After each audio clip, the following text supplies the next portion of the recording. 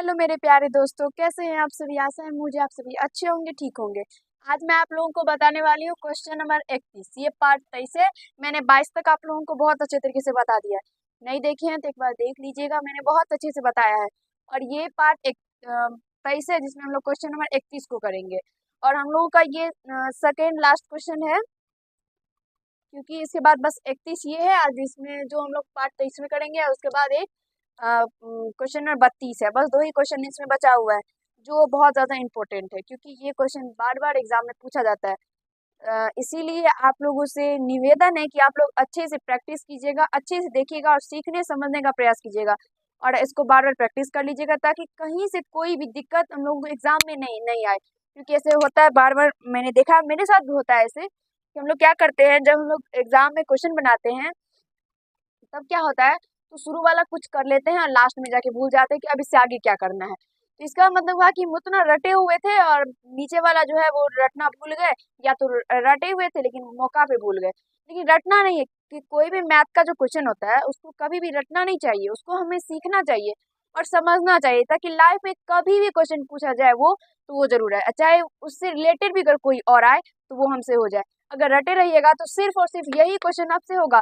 यहीं पे अगर अंक बदल दे, रूट 5 रूट और प्लस रूट 7 दे दे, तब आप लोगों को दिक्कत हो जाएगा।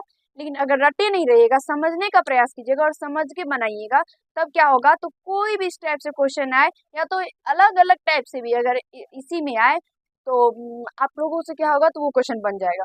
लेकिन अगर रटे रहिएगा तब आप लोगों से गड़बड़ हो जाएगा, क्योंकि सेम टू सेम प्रोसेस जो रटे रहेंगे वही उसमें भी उतार देंगे, लेकिन उसका अंक अलग रहने के कारण वो गलत क्वेश्चन हो जाएगा। इसीलिए किसी भी क्वेश्चन को, मैथ का जो किसी भी क्वेश्चन होता है उसको रटिए नहीं, समझने का प्रयास कीजिए। तो चलिए इसको भी समझने का प्रयास कीजिएगा। Question number 31।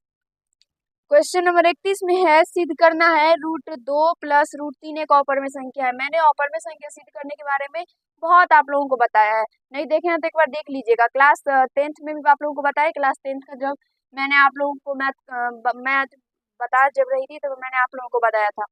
उसमें मैंने आप लोगों को बताया था अपरिमेय संख्या साबित करने के बारे में, और इसमें भी कुछ इसी टाइप से अपरिमेय संख्या साबित करने के बारे में कहा गया है। आप लोगों को बोर्ड पर क्वेश्चन दिख रहा होगा, और वैसे आप लोग अपना अपना कॉपी और किताब दोनों खोल के रखिएगा और दिमाग को भी खोल के रखिएगा, ताकि आराम आराम से सीख पाए। देखिए क्या करना है, सिद्ध करना है √2 प्लस √3 एक अपरिमेय संख्या। ये हम सब जानते हैं कि ये एक अपरिमेय संख्या है, ये हम सब जानते हैं, आप लोग भी जानते होंगे, हम भी जानते हैं। जानते हैं या नहीं आप कमेंट में जरूर बताइएगा, यस या नो। ये हम सब जानते हैं कि ये अपरिमेय संख्या है, लेकिन ये हम लोग जानते हैं, लेकिन इसको कह रहा है यहाँ पे क्वेश्चन में कि इसको सिद्ध करना है कि ये अपरिमेय संख्या है ही। हम लोग बोल दिए, चले बोल दिए, पढ़े भी या चलो पढ़ लिए, लेकिन ये तो नहीं पता कि ये कैसे है ये अपरिमेय संख्या। बस वही बताना है कि आखिर कैसे ये अपरिमेय संख्या है। तो चलिए हम लोग करते हैं। सबसे पहले क्या करेंगे, तो देखिए मैंने पहले ही आप लोगों को बताया है कि सबसे पहले क्या करते हैं, अपरिमेय संख्या साबित करना है परिमेय मान लेंगे, अपरिमेय साबित करना है परिमेय मान लेंगे। तो चलिए यहाँ से हम लोग क्या करते हैं, तो मान लेते हैं, माना कि √2 प्लस √3 एक परिमेय संख्या है, और परिमेय संख्या साबित करना है, परिमेय मान लेंगे। ठीक है, आशा है समझ में आ रहा होगा। अगर कोई भी दोस्त अगर पीछे वाला वीडियो नहीं देखे हैं तो प्लीज पीछे वाला वीडियो देख लीजिएगा। अगर ये थोड़ा उस सबसे अलग क्वेश्चन है, यानी क्वेश्चन सेम है, बस इसमें क्या है तो अलग कंसेप्ट लगेगा। मैंने जो पीछे बताया वहां से आप लोगों को पूरा डाउट क्लियर हो जाएगा, इसीलिए आप लोग पीछे पहले देखिएगा, उसके बाद ये देखिएगा। माना कि √2 प्लस √3 एक परिमेय संख्या। अब यहाँ से देखिए, ये मान लेंगे हम लोग कि ये परिमेय संख्या है।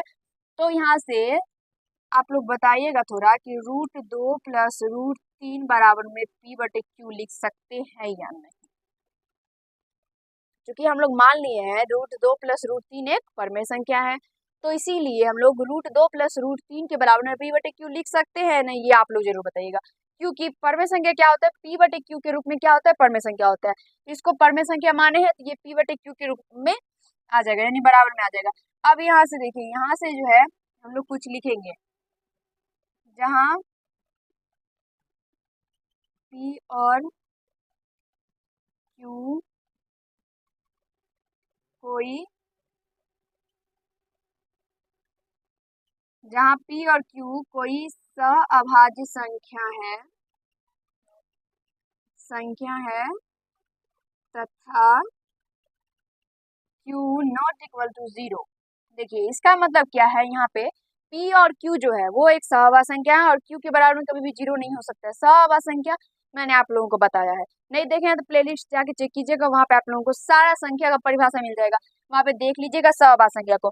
देखिए सहवार संख्या का मतलब क्या होता है कि P और Q का कोई भी अलग गुणनखंड नहीं होना चाहिए, सिर्फ और सिर्फ एक ही गुणनखंड होगा, इसीलिए ये P और Q यहाँ पे सहवार संख्या है और Q के बराबर में कभी भी 0 यानी नीचे में कभी भी हर में 0 नहीं होगा। ये वैसे भी आप लोग जब परमेय संख्या का परिभाषा पढ़े होंगे, मैंने भी बताया आप लोगों को, तो उसमें ये होता है कि Q के बराबर में कभी भी 0 नहीं होता है। अगर Q के बराबर में 0 हो जाएगा तो वो परमेय संख्या रहेगा ही, इसलिए Q के बराबर में 0 नहीं होता है। यहाँ तक मुझे आशा है समझ में आ गया होगा।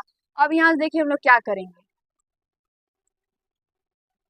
हम लोग क्या करेंगे, दोनों तरफ वर्ग कर देंगे, दोनों तरफ वर्ग करने पर देखिए दोनों तरफ √2 प्लस √3 का स्क्वायर और बराबर में P/Q का स्क्वायर। एक सेकेंड थोड़ा मार्कर चेंज कर रहे हैं, दोनों तरफ वर्ग करेंगे, एक तरफ ये हुआ और एक तरफ ये हुआ, तो √2 प्लस √3 का होल स्क्वायर और इधर भी P/Q का होल स्क्वायर। अब इसका भी स्क्वायर तोड़ देते हैं, इसका स्क्वायर तोड़ने पर ये क्या होगा, a प्लस बी का होल स्क्वायर, a स्क्वायर √2 का स्क्वायर प्लस b स्क्वायर √3 का स्क्वायर और प्लस 2ab 2 गुना √2 गुना √3 और बराबर में यहाँ पे p स्क्वायर बट्टे में q स्क्वायर। अब यहाँ से क्या करेंगे, तो इस सबका स्क्वायर तोड़ देंगे, तो यहाँ से √2 का स्क्वायर 2 प्लस √3 का स्क्वायर 3, यहाँ से 2√6 और यहाँ से p स्क्वायर बटे में q स्क्वायर। अब देखिए 2 और 3 दोनों ऐड हो जाएगा, तो दोनों को जोड़ देंगे तो ये 5 हो जाएगा और प्लस 2√6 और इधर p स्क्वायर बटे में q स्क्वायर।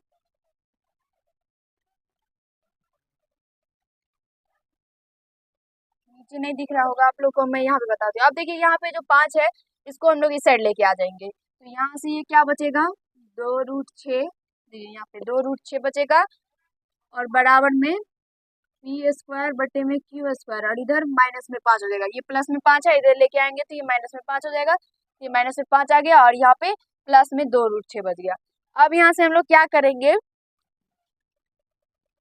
तो 2√6 और इधर इसका एलसीएम ले लेंगे, तो यहाँ पे q स्क्वायर एलसीएम आएगा, तो यहाँ पे p square minus 5 q square. देखिए यहाँ तक सॉल्व कर लेंगे आप लोग, बहुत अच्छे समझ में आ गया होगा। अब देखिए यहाँ से ये जो 2 है, चाहे तो इसको इस साइड लेके हम लोग आ सकते हैं, देखिए एक बार दिखाते हैं हम, √6 के बराबर में p square minus 5 q square बटे में ये 2 आएगा तो 2q स्क्वायर हो जाएगा। ऐसे हम लोग कर सकते हैं, या तो चाहे तो इसको ऐसे भी हम लोग छोड़ सकते हैं, ऐसे या तो ऐसे हम लोग कर सकते हैं। अब यहाँ से हम लोग क्या करेंगे, तो देखिए ये जो √6 है, ये √6 क्या है, एक अपर में संख्या है और ये जो p square minus 5 q square बटे में 2q स्क्वायर है, ये एक परमेय संख्या, ये परमेय संख्या और ये अपर में संख्या है। परमेय संख्या अपर में संख्या के कभी भी बराबर में नहीं हो सकता। जैसे देखिए लड़का के बराबर में लड़की कभी भी नहीं हो सकता, लड़की हो सकता है, बैठ नहीं सकता। जैसे कि जैसे देखिए यहाँ पे 2 के बराबर में हम लोग 3 नहीं लिख सकते, 2 के बराबर में 3 नहीं लिख सकते, ये आप सबको पता होगा। 3 के बराबर में 5 नहीं लिख सकते हैं, क्योंकि ये 3 के बराबर में 5 नहीं हो सकता, ये 2 ज्यादा है, ये 1 ज्यादा है, तो ये 2 के बराबर में कैसे होगा, इसमें या तो 1 कम करना पड़ेगा या तो इसमें 1 जोड़ना पड़ेगा।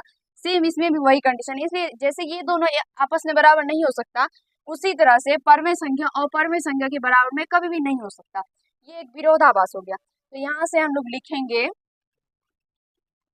यहाँ बायां पक्ष एक अपरमेय संख्या है, यहाँ बायां पक्ष एक अपरमेय संख्या है, अपरमेय संख्या है तथा दायां पक्ष एक परमेय संख्या है, एक परिमेय संख्या है। आप लोग यहाँ से देख सकते हैं कि ये बायां पक्ष हुआ, ये दायां पक्ष हुआ। नहीं समझ में आता, देखिए ऐसे हाथ रख के देखिए, देखिए ये दाहिना हाथ हुआ तो ये दायां पक्ष हुआ और ये बायां हाथ हुआ तो ये बायां पक्ष हुआ। तो √6 जो है वो एक अपरमेय संख्या है, तो बायां पक्ष एक अपरमेय संख्या और ये जो है परमेय संख्या है, तो ये दायां पक्ष एक परमेय संख्या है, जो कि विरोधाभास है, जो कि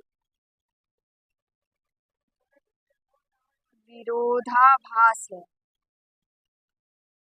जो यहाँ से आप लोग देख सकते हैं, ये दोनों जैसे पर में और ऊपर में आपस में बराबर नहीं हो सकता, तो ये विरोधाभास है। तो इसीलिए यहाँ से हम लोग लिखेंगे, इसीलिए √2 + √3 को एक परमेय संख्या मानना,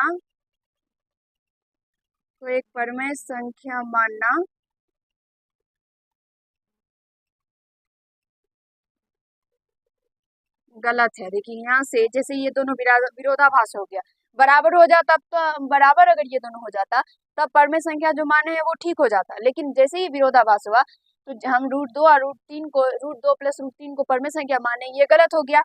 इसीलिए यहाँ से हम लोग लिखेंगे, अतः √2 + √3 एक अपरिमेय संख्या है, एक अपरिमेय संख्या। ये साबित हो गया। मुझे आशा है आप सभी को समझने में थोड़ा सा भी दिक्कत समस्या नहीं हुआ होगा, अच्छे से समझ में आ गया होगा। बहुत ज़्यादा इजी था, बस ये है कि थोड़ा सा लंबा है। इसमें लंबा वाला कोई बात नहीं है, समझने का कोशिश कीजिएगा तो सेम टू सेम प्रोसेस इसी टाइप से सारा अपरिमेय संख्या साबित करने वाला जो होता है इसी तरह से बनता है। सबसे पहले परमेय मान लेंगे, उसके अपने आप यहाँ पे विरोधाभास आ जाएगा। अब परमेय हम लोग इसीलिए मानते ताकि यहाँ पे विरोधाभास आ जाए और हम लोगों का साबित हो जाए, बस और कुछ नहीं होता, वो सिंपल सा है। और इसी तरह से जो है क्वेश्चन नंबर 32 भी है, इसमें है √2 + √5। ये भी सेम टू सेम इसी तरह से। कोशिश कीजिएगा बनाने का, खुद से बन जाएगा, बहुत अच्छी बात है। खुद से बन जाएगा, कोशिश कीजिएगा तो बन जाएगा, इसी प्रोसेस से बनेगा। बस ये है कि यहाँ पे √2 और √3 है और वहाँ पे √2 और √5 है, बस अंक अलग अलग है। समझ जाइएगा अगर, तो अपने आप भी बन जाएगा। वीडियो अच्छा लगा हो तो लाइक कर दीजिएगा, कैसा लगा ये कमेंट कीजिएगा, और अगर वो क्वेश्चन नहीं बनेगा तो कमेंट जरूर कीजिएगा। और चैनल पे नए होंगे तो चैनल को जरूर सब्सक्राइब कर लीजिएगा। धन्यवाद।